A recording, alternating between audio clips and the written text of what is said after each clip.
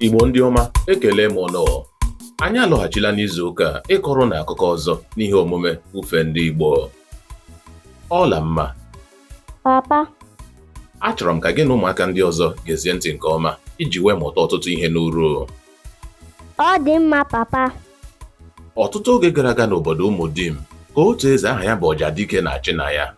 O nwere otu nwa nwaanyị ọ hụrụ n'anya nke aha ya bụ Adannaya, onye nke nwere obi ike ma dị ike n'ịlụ agha. Adannaya ma ka esi anya ịnyịnya, agbapụ ụta nakwa iji ube alụ agha. Ọ na-esokarị nna ya gaa lụso ndị iro agha, bụkwanụ nke ọ na-eme n'obi ike nakwa na-atụghị egwu ọbụla. Ma n'agbanyeghị ka ọtụtụ mmadụ si enwe agụrụ na mmasị n'ebe ọ nọ, Adannaya bụ onye na-enweghị nwoke ọbụla nke nọ na ndụ ya n'ihi na nna ya achọghị ka ọ lụọ di. Agụrụ obi Adannaya bụ ịlụ di, mụọ ụmụ nke aka ya ma kporie ndụ n'etiti ya na ezinụlọ ya, mana nna ya ekweghị. O ruru otu abalị, o kpebiri ịgbalaga. O yikwasịrị ngwa agha ya, kpụrụ ịnyịnya ya ma gbapụ pụọ n'obi eze na nzuzo.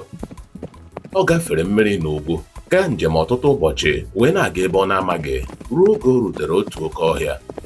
N'ebe ahụ ka o zutere otu dinta aha ya bụ Njọkụ. Njọkụ nọ na-achụ nta anụ oge o zutere Adannaya. Ọ tụrụ ya n'anya ihe mere nwaanyị nke jikere dịka onye agha ma bụrụ ịnyịnya mara mma ga-eji anọ n'ime oke ọhịa.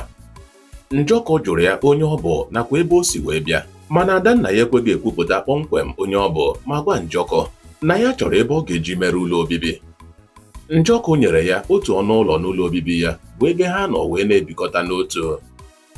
Ha mechara wee bụrụ ezi ọyị ma chọpụta na ha nwere mmasị siri ike n'ebe onwe ha dị. Adannaya kụziri Njọkụ ka esi anya ịnyịnya ma na-agbapụ ube, ebe Njọkụ kụziri Adannaya ka esi esenyere anụ ọhịa ọnya nakwa otu esi achụ nta anụ.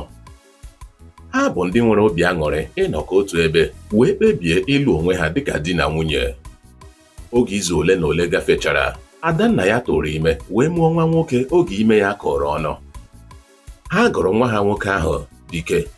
Ndị obodo bi n'oke ọhịa ahụ wee kpọtụrụ Njọkụ na Adannaya iji nabata nwa nwoke a mụrụ n'obodo ahụ, onye nke ndị okenye ha buru amụma ya n'oge gara aga na a ga-amụ ya n'ezinụlọ ha bụ onye ga-abụrụ eze.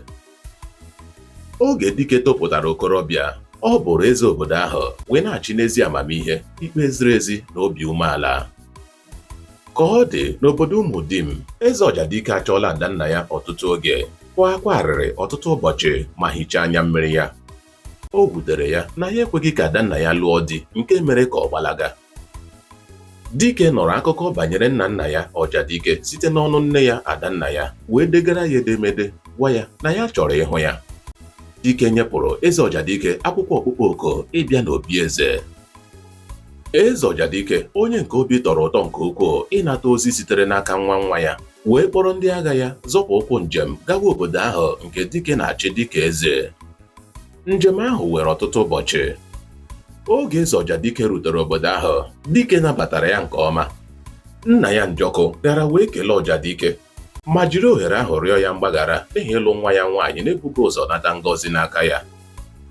N'oge na-adịghị anya, Adannaya pụtara wee makụọ nna ya Ọjadike.